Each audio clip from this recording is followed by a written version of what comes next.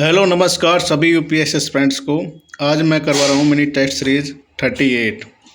मेरा YouTube channel only UPSC civil exam 88 by Dhanjlal sir. इस channel को आप लाइक सब्सक्राइब शेयर ज़रूर करें।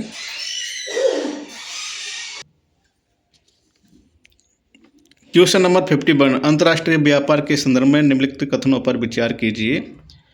ऑप्शन 1, विश्व व्यापार संगठन का गठन प्रशुल्क एवं व्यापार एवं सामान्य समझौते को प्रतिस्थापित करके किया गया है, गेट को। ठीक है।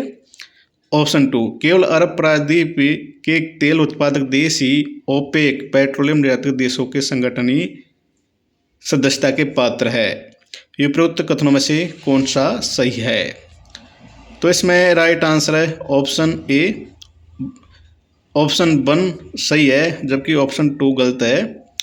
जो विश्व व्यापार संगठन का गठन general agreement on tariffs and trade को प्रतिस्थापित करके किया गया है वर्ल्ड हेल्थ ऑर्गेनाइजेशन का, नहीं वर्ल्ड ट्रेड ऑर्गेनाइजेशन का। और ऑप्शन 2 इसलिए गलत हो जाता है क्योंकि जो ओपेक है उसमें केवल प्रायद्वीप के तेल उत्पादक देश ही सम्मिलित नहीं है। इसके अलावा जैसे इक्वाडोर है, गिनी है, अल्जीरिया है और कांगो ETC देश शामिल है। तो इसलिए ऑप्शन 2 गलत हो जाता है। फिर है नेक्स्ट क्वेश्चन। निम्नलिखित कथनों पर विचार कीजिए। विस्तृत आधार और शीर्ष की ओर संकुचित होने वाले देश का जनसंख्या पिरामिड भावी आर्थिक समृद्धि की उच्च क्षमता का प्रतीक है। कथन 2, विस्तृत आधार जनसंख्या पिरामिड युवा जनसंख्या के एक बड़े प्रतिशत और पर्याप्त श्रम शक्ति को दर्शाता है। उपरोक्त कथनों के संदर्भ में निम्न में से कौन सा सही है? तो इसमें राइट आंसर है ऑप्शन ए। कथन 1 और कथन 2 दोनों सही है और कथन 2 कथन 1 की सही व्याख्या करता है। क्या करता है? जैसे विस्तृत आधार और शीर्ष की ओर संकुचित होने वाले देश की जनसंख्या, जैसे ये पिरामिड है, ये आधार हो गया, ठीक है, और ये शीर्ष हो गया। होने वाले देश की जनसंख्या पिरामिड भावी आर्थिक समृद्धि की उच्च क्षमता का प्रतीक है। फिर कथन 2 है, विस्तृत आधार जनसंख्या पिरामिड युवा जनसंख्या के बड़े प्रतिशत और पर्याप्त श्रम शक्ति को दर्शाता है। तो ये कथन सही है।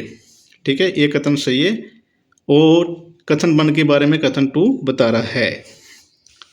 फिर है नेक्स्ट क्वेश्चन 53, संसद ने हाल ही में जल प्रदूषण की रोकथाम और नियंत्रण संशोधन अधिनियम 2024 पारित किया।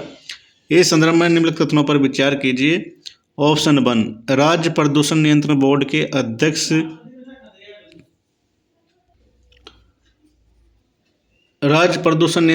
अध्यक्ष के नामांकन की विधि और सेवा की शर्तें राज्य सरकार द्वारा निर्धारित की जाएगी।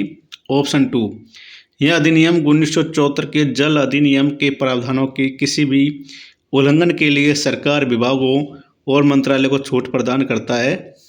ऑप्शन 3, अधिनियम केंद्र सरकार को अधिनियम के तहत दंड निर्धारित करने के लिए एडजुडिकेटिंग अधिकारी नियुक्त करने की अनुमति देता है और इसके आदेश के विरुद्ध किसी भी उच्च न्यायालय के समक्ष अपील की जा सकती है।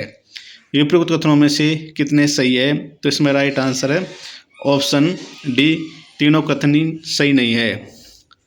जो संसद ने हाल ही में जल प्रदूषण की रोकथाम और नियंत्रण संशोधन अधिनियम 2024 पारित किया, ये हिमाचल प्रदेश, राजस्थान और केंद्र प्रशासित देशों पर लागू है और राज्य प्रदूषण नियंत्रण बोर्ड के अध्यक्ष नामांकन की विधि और सेवा की शर्तें राज्य सरकार निर्धारित नहीं करेगी, वो केंद्र सरकार निर्धारित करेगी। इसलिए ऑप्शन 1 गलत हो जाता है।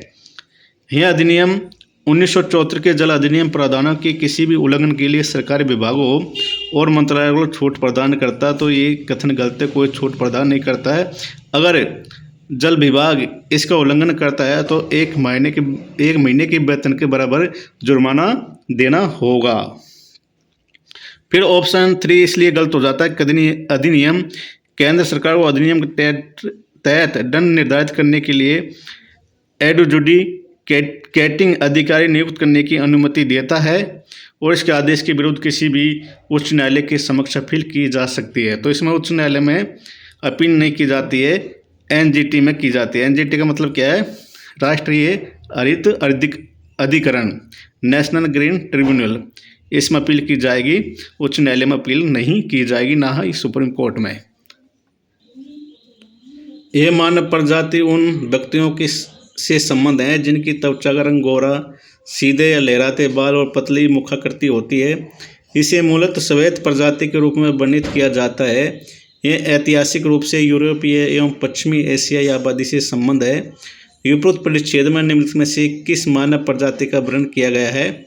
Option a Mongoloid, Caucasoid, Capoid, Negroid. तो इसमें राइट आंसर है ऑप्शन बी काकेसाइड।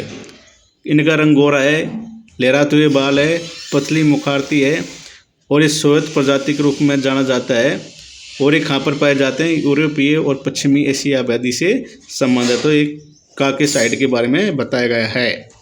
फिर है नेक्स्ट क्वेश्चन, क्रा स्थल संधि निम्नलिखित में से किस प्रायद्वीप का भाग है?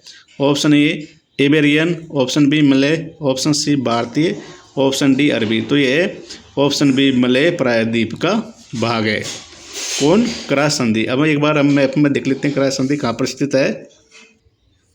जैसे क्रा स्टेट कहाँ पर है? जैसे गल्फ ऑफ थाईलैंड है, ये दिख रहा जो, ये अंडमान सागर है और जो इसके बीच में ये पार्ट है ये क्रा स्ट्रेट है। क्या है? क्रा स्थल संधि है जो गल्फ ऑफ थाईलैंड और अंडमान सागर के बीच में पाई जाती है और ये मलय प्रायद्वीप का भाग है। आज मेरी मिनी टेस्ट सीरीज 38 कंप्लीट हो गई। नेक्स्ट कल आएगी।